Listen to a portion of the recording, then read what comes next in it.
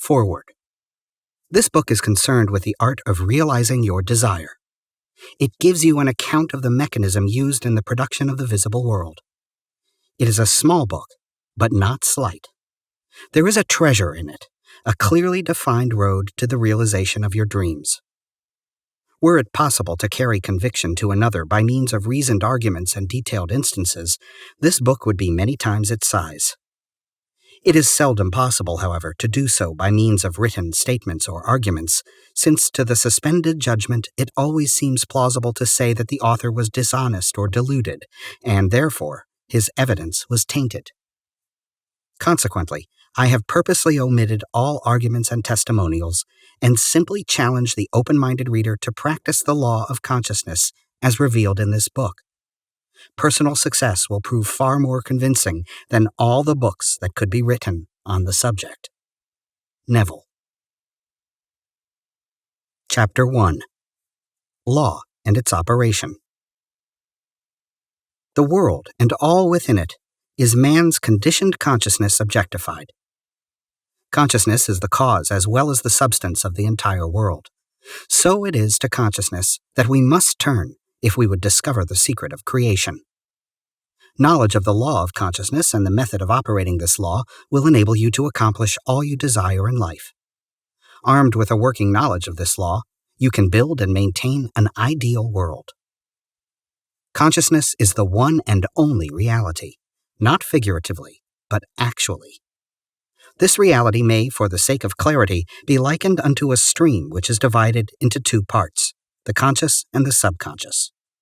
In order to intelligently operate the law of consciousness, it is necessary to understand the relationship between the conscious and the subconscious. The conscious is personal and selective. The subconscious is impersonal and non-selective. The conscious is the realm of effect. The subconscious is the realm of cause. These two aspects are the male and female divisions of consciousness. The conscious is male, the subconscious is female. The conscious generates ideas and impresses these ideas on the subconscious. The subconscious receives ideas and gives form and expression to them. By this law, first conceiving an idea and then impressing the idea conceived on the subconscious, all things evolve out of consciousness. And without this sequence, there is not anything made that is made. The conscious impresses the subconscious, while the subconscious expresses all that is impressed upon it. The subconscious does not originate ideas, but accepts as true those which the conscious mind feels to be true, and, in a way known only to itself, objectifies the accepted ideas. Therefore, through his power to imagine and feel, and his freedom to choose the idea he will entertain, man has control over creation. Control of the subconscious is accomplished through control of your ideas and feelings. The mechanism of creation is hidden in the very depth of the subconscious, the female aspect, or womb of creation. The subconscious transcends reason and is independent of induction. It contemplates a feeling as a fact existing within itself, and on this assumption proceeds to give expression to it. The creative process begins with an idea, and its cycle runs its course as a feeling, and ends in a volition to act. Ideas are impressed on the subconscious through the medium of feeling. No idea can be impressed on the subconscious until it is felt, but once felt, be it good, bad, or indifferent, it must be expressed. Feeling is the one and only medium through which ideas are conveyed to the subconscious. Therefore, the man who does not control his feeling may easily impress the subconscious with undesirable states. By control of feeling is not meant restraint or suppression of your feeling, but rather the disciplining of self to imagine and entertain only such feeling as contributes to your happiness. Control of your feeling is all important to a full and happy life. Never entertain an undesirable feeling, nor think sympathetically about wrong in any shape or form. Do not dwell on the imperfection of yourself or others. To do so is to impress the subconscious with these limitations. What you do not want done unto you, do not feel that it is done unto you or another. This is the whole law of a full and happy life. Everything else is commentary. Every feeling makes a subconscious impression, and, unless it is counteracted by a more powerful feeling of an opposite nature, must be expressed. The dominant of two feelings is the one expressed. I am healthy is a stronger feeling than I will be healthy. To feel I will be is to confess I am not. I am is stronger than I am not. What you feel you are always dominates what you feel you would like to be.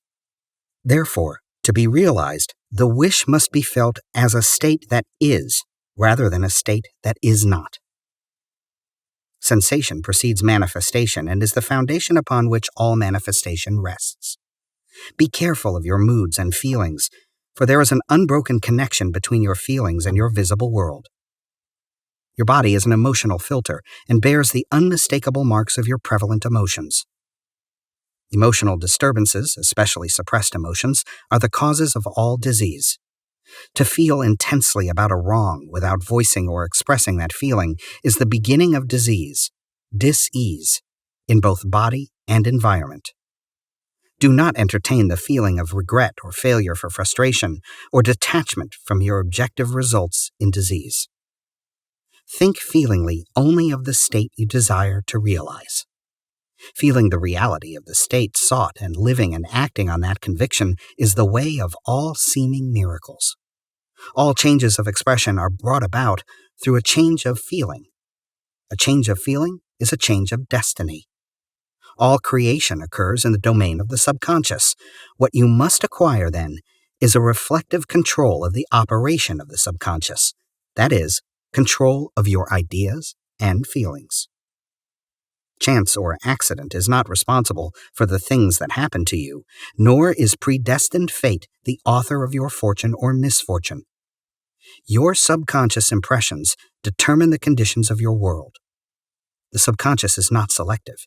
It is impersonal and no respecter of persons. The subconscious is not concerned with the truth or falsity of your feeling. It always accepts as true that which you feel to be true. Feeling is the assent of the subconscious to the truth of that which is declared to be true.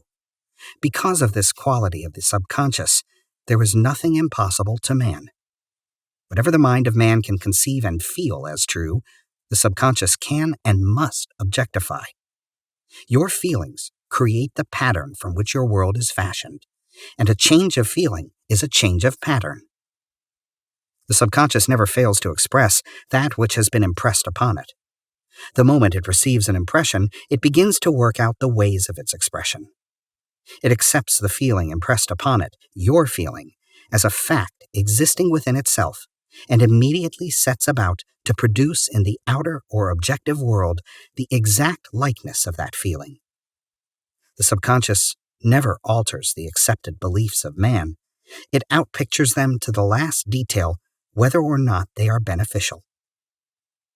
To impress the subconscious with the desirable state, you must assume the feeling that would be yours had you already realized your wish. In defining your objective, you must be concerned only with the objective itself. The manner of expression or the difficulties involved are not to be considered by you. To think feelingly on any state impresses it on the subconscious. Therefore, if you dwell on difficulties, barriers, or delay, the subconscious, by its very non-selective nature, accepts the feeling of difficulties and obstacles as your request and proceeds to produce them in your outer world. The subconscious is the womb of creation. It receives the idea unto itself through the feelings of man. It never changes the idea received, but always gives it form. Hence, the subconscious outpictures the idea in the image and likeness of the feeling received. To feel a state as hopeless or impossible is to impress the subconscious with the idea of failure. Although the subconscious faithfully serves man, it must not be inferred that the relation is that of a servant to a master as was anciently conceived. The ancient prophets called it the slave and servant of man. St. Paul personified it as a woman and said, "The woman should be subject to man in everything." The subconscious does serve man and faithfully gives form to his feelings. However, the subconscious has a distinct distaste for compulsion and responds to persuasion rather than to command. Consequently, it resembles the beloved wife more than the servant. The husband is head of the wife, Ephesians chapter 5, may not be true of man and woman in their earthly relationship, but it is true of the conscious and the subconscious, or the male and female aspects of consciousness. The mystery to which Paul referred when he wrote, "This is a great mystery. He that loveth his wife loveth himself, and they two shall be one flesh," is simply the mystery of consciousness. Consciousness is really one and undivided, but for creation's sake it appears to be divided into two. The conscious, objective, or male aspect truly is the head, and dominates the subconscious, subjective, or female aspect. However, this leadership is not that of the tyrant, but of the lover. So by assuming the feeling that would be yours were you already in possession of your objective, the subconscious is moved to build the exact likeness of your assumption. Your desires are not subconsciously accepted until you assume the feeling of their reality, for only through feeling is an idea subconsciously accepted, and only through this subconscious acceptance is it ever expressed. It is easier to ascribe your feeling to events in the world than to admit that the conditions of the world reflect your feeling. However, it is eternally true that the outside mirrors the inside. As within, so without. A man can receive nothing unless it is given him from heaven, and the kingdom of heaven is within you. Nothing comes from without. All things come from within, from the subconscious. It is impossible for you to see other than the contents of your consciousness. Your world, in its every detail, is your consciousness objectified. Objective states bear witness of subconscious impressions. A change of impression results in a change of expression. The subconscious accepts as true that which you feel as true, and because creation is the result of subconscious impressions, you, by your feeling, determine creation. You are already that which you want to be, and your refusal to believe this is the only reason you do not see it. To seek on the outside for that which you do not feel you are is to seek in vain, for we never find that which we want. We find only that which we are.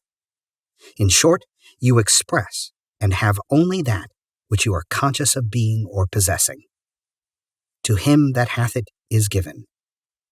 Denying the evidence of the senses and appropriating the feeling of the wish fulfilled is the way to the realization of your desire. Mastery of self-control of your thoughts and feelings is your highest achievement. However, until perfect self-control is attained, so that, in spite of appearances, you feel all that you want to feel, use sleep and prayer to aid you in realizing your desired states. These are the two gateways into the subconscious. Chapter 2. Sleep. Sleep, the life that occupies 1/3 of our stay on earth, is the natural door into the subconscious. So it is with sleep that we are now concerned. The conscious 2/3 of our life on earth is measured by the degree of attention we give sleep. Our understanding of and delight in what sleep has to bestow will cause us, night after night, to set out for it as though we were keeping an appointment with a lover. In a dream, in a vision of the night, when deep sleep falleth upon men, in slumbering upon the bed, then he openeth the ears of men, and sealeth their instruction. Job chapter 33. It is in sleep and in prayer, a state akin to sleep, that man enters the subconscious to make his impressions and receive his instructions. In these states, the conscious and subconscious are creatively joined. The male and female become one flesh. Sleep is the time when the male or conscious mind turns from the world of sense to seek its lover or subconscious self. The subconscious, unlike the woman of the world who marries her husband to change him, has no desire to change the conscious, waking state, but loves it as it is and faithfully reproduces its likeness in the outer world of form. The conditions and events of your life are your children formed from the molds of your subconscious impressions in sleep. They are made in the image and likeness of your innermost feeling that they may reveal you to yourself. As in heaven, so on earth. As in the subconscious, so on earth. Whatever you have in consciousness as you go to sleep is the measure of your expression in the waking 2/3 of your life on earth. Nothing stops you from realizing your objective, save your failure to feel that you are already that which you wish to be, or that you are already in possession of the thing sought. Your subconscious gives form to your desires only when you feel your wish fulfilled. The unconsciousness of sleep is the normal state of the subconscious. Because all things come from within yourself, and your conception of yourself determines that which comes, you should always feel the wish fulfilled before you drop off to sleep. You never draw out of the deep of yourself that which you want. You always draw that which you are, and you are that which you feel yourself to be, as well as that which you feel as true of others. To be realized, then, the wish must be resolved into the feeling of being or having or witnessing the state sought. This is accomplished by assuming the feeling of the wish fulfilled. The feeling which comes in response to the question, how would I feel were my wish realized, is the feeling which should monopolize and immobilize your attention as you relax into sleep. You must be in the consciousness of being or having that which you want to be or to have before you drop off to sleep. Once asleep, man has no freedom of choice. His entire slumber is dominated by his last waking concept of self. It follows, therefore, that he should always assume the feeling of accomplishment and satisfaction before he retires in sleep. Come before me with singing and thanksgiving. Enter into his gates with thanksgiving and into his courts with praise. Your mood prior to sleep defines your state of consciousness as you enter into the presence of your everlasting lover, the subconscious. She sees you exactly as you feel yourself to be. If, as you prepare for sleep, you assume and maintain the consciousness of success by feeling, I am successful, you must be successful. Lie flat on your back with your head on a level with your body. Feel as you would were you in possession of your wish, and quietly relax into unconsciousness. He that keepeth Israel shall neither slumber nor sleep. Nevertheless, he giveth his beloved sleep. The subconscious never sleeps. Sleep is the door through which the conscious, waking mind passes to be creatively joined to the subconscious. Sleep conceals the creative act, while the objective world reveals it. In sleep, man impresses the subconscious with his conception of himself. What more beautiful description of this romance of the conscious and subconscious is there than that told in the Song of Solomon? By night on my bed I sought him whom my soul loveth. I found him whom my soul loveth. I held him, and I would not let him go, until I had brought him into my mother's house, and into the chamber of her that conceived me. Preparing to sleep, you feel yourself into the state of the answered wish, and then relax into unconsciousness. Your realized wish is he whom you seek. By night, on your bed, you seek the feeling of the wish fulfilled, that you may take it with you into the chamber of her that conceived you, into sleep, or the subconscious which gave you form, that this wish also may be given expression. This is the way to discover and conduct your wishes into the subconscious. Feel yourself in the state of the realized wish, and quietly drop off to sleep. Night after night, you should assume the feeling of being, having, and witnessing that which you seek to be, possess, and see manifested. Never go to sleep feeling discouraged or dissatisfied.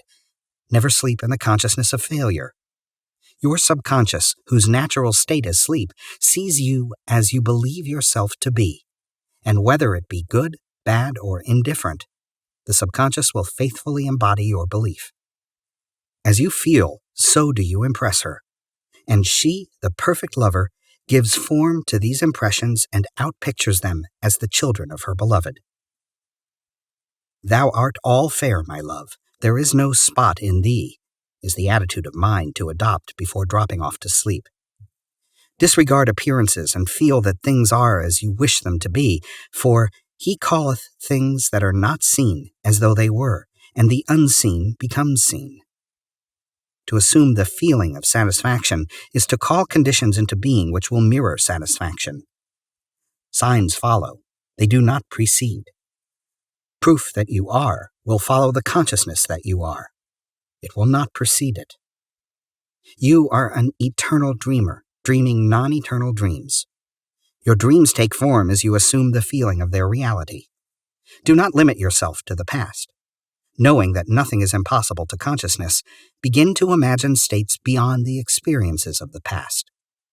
Whatever the mind of man can imagine, man can realize. All objective, visible states were first subjective, invisible states, and you called them into visible by assuming the feeling of their reality. The creative process is first imagining and then believing the state imagined. Always imagine and expect the best. The world cannot change until you change your conception of it.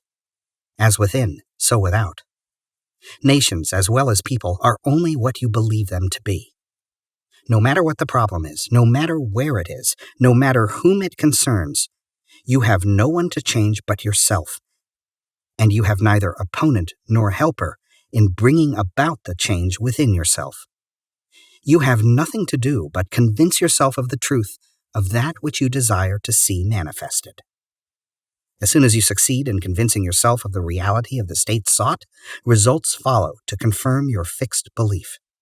You never suggest to another the state which you desire to see him express. Instead, you convince yourself that he is already that which you desire him to be. Realization of your wish is accomplished by assuming the feeling of the wish fulfilled. You cannot fail unless you fail to convince yourself of the reality of your wish. A change of belief is confirmed by a change of expression.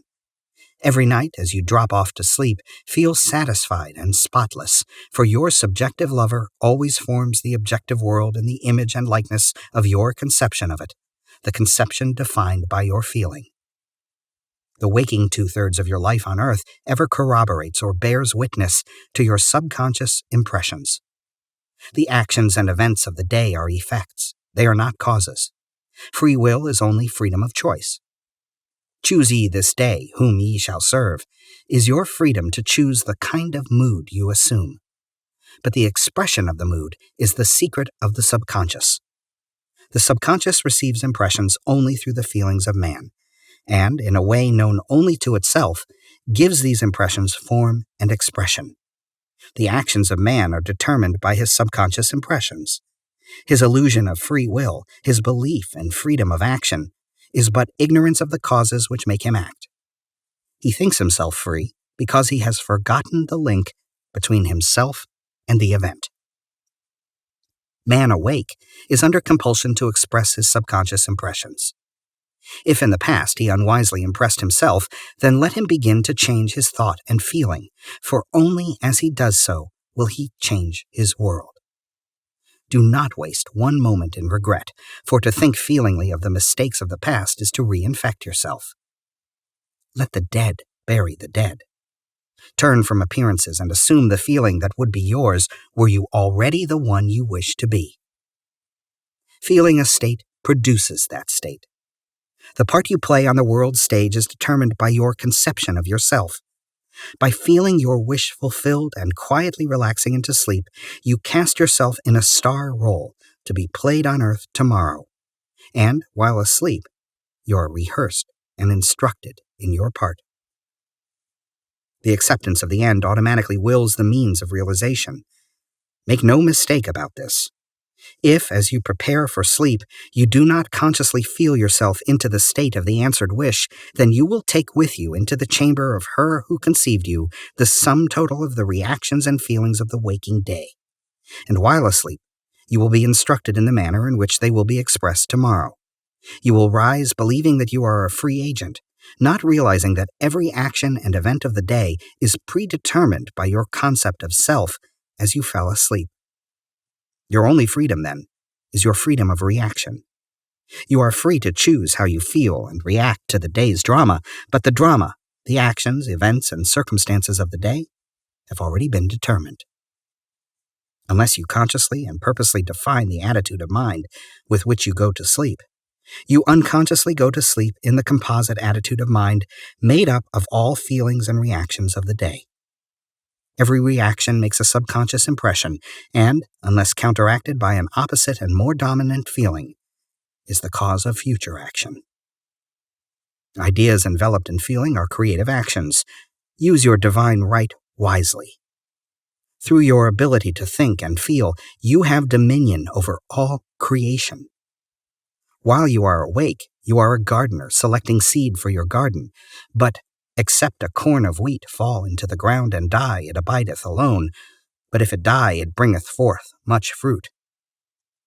Your conception of yourself as you fall asleep is the seed you drop into the ground of the subconscious. Dropping off to sleep feeling satisfied and happy compels conditions and events to appear in your world which confirm these attitudes of mind. Sleep is the door into heaven. What you take in as a feeling, you bring out as a condition, action, or object in space. So sleep in the feeling of the wish fulfilled. As in consciousness, so on earth. Chapter 3. Prayer. Prayer, like sleep, is also an entrance into the subconscious. When you pray, enter into your closet, and when you have shut your door, pray to your Father, which is in secret, and your Father, which is in secret, shall reward you openly. Prayer is an illusion of sleep which diminishes the impression of the outer world and renders the mind more receptive to suggestion from within. The mind in prayer is in a state of relaxation and receptivity akin to the feeling attained just before dropping off to sleep. Prayer is not so much what you ask for as how you prepare for its reception. Whatsoever things ye desire, when ye pray, believe that you have received them, and ye shall have them. The only condition required is that you believe that your prayers are already realized. Your prayer must be answered if you assume the feeling that would be yours were you already in possession of your objective. The moment you accept the wish as an accomplished fact, the subconscious finds means for its realization.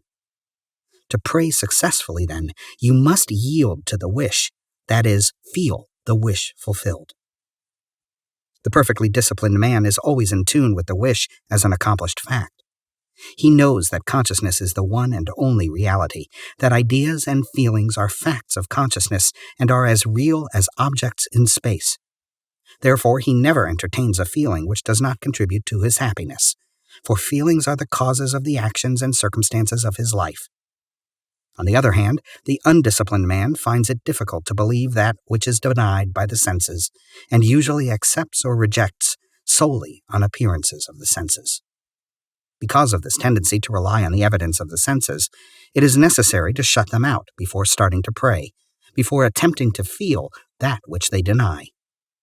Whenever you are in this state of mind, I should like to, but I cannot, the harder you try, the less you are able to yield to the wish.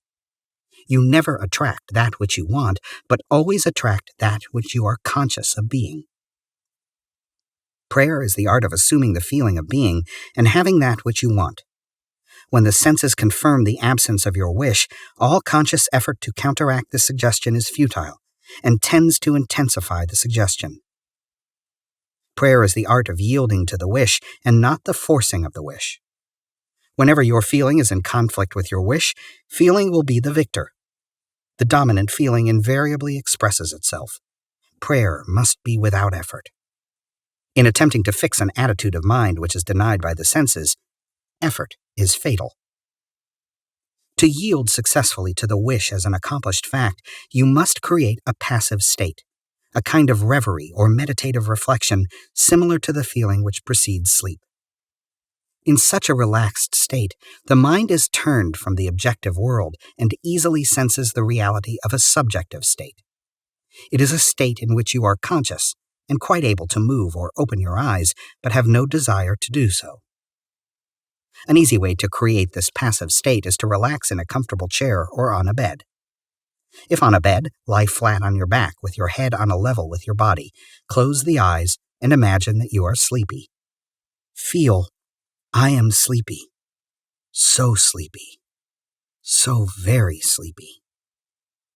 In a little while, a faraway feeling accompanied by a general lassitude and loss of all desire to move envelops you. You feel a pleasant, comfortable rest, and not inclined to alter your position, although under other circumstances you would not be at all comfortable. When this passive state is reached, imagine that you have realized your wish, not how it was realized, but simply the wish fulfilled. Imagine in picture form what you desire to achieve in life. Then feel yourself as having already achieved it. Thoughts produce tiny little speech movements, which may be heard in the passive state of prayer as pronouncements from without. However, this degree of passivity is not essential to the realization of your prayers. All that is necessary is to create a passive state and feel the wish fulfilled. All you can possibly need or desire is already yours. You need no helper to give it to you. It is yours now. Call your desires into being by imagining and feeling your wish fulfilled.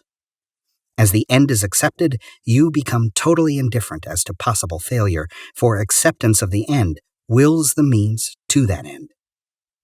When you emerge from the moment of prayer, it is as though you were shown the happy and successful end of a play, although you were not shown how that end was achieved. However, having witnessed the end, regardless of any anticlimactic sequence, you remain calm and secure in the knowledge that the end has been perfectly defined. Chapter 4. Spirit Feeling. Not by might nor by power, but by my Spirit, saith the Lord of hosts. Get into the spirit of the state desired by assuming the feeling that would be yours were you already the one you want to be. As you capture the feeling of the state sought, you are relieved of all effort to make it so, for it is already so. There is a definite feeling associated with every idea in the mind of man. Capture the feeling associated with your realized wish by assuming the feeling that would be yours were you already in possession of the thing you desire, and your wish will objectify itself. Faith is feeling. According to your faith, feeling, be it unto you. You never attract that which you want, but always that which you are. As a man is, so does he see. To him that hath it shall be given, and to him that hath not, it shall be taken away. That which you feel yourself to be, you are, and you are given that which you are. So assume the feeling that would be yours were you already in possession of your wish, and your wish must be realized. So God created man in his own image. In the image of God created he him. Let this mind be in you, which was also in Christ Jesus, who being in the form of God, thought it not robbery to be equal with God. You are that which you believe yourself to be. Instead of believing in God or in Jesus, believe you are God or you are Jesus. He that believeth on me, the works that I do, shall he do also. Should be, he that believes as I believe, the works that I do, shall he do also. Jesus found it not strange to do the works of God, because he believed himself to be God. I and my Father are one. It is natural to do the works of the one you believe yourself to be, so live in the feeling of being the one you want to be, and that you shall be. When a man believes in the value of the advice given him and applies it, he establishes within himself the reality of success.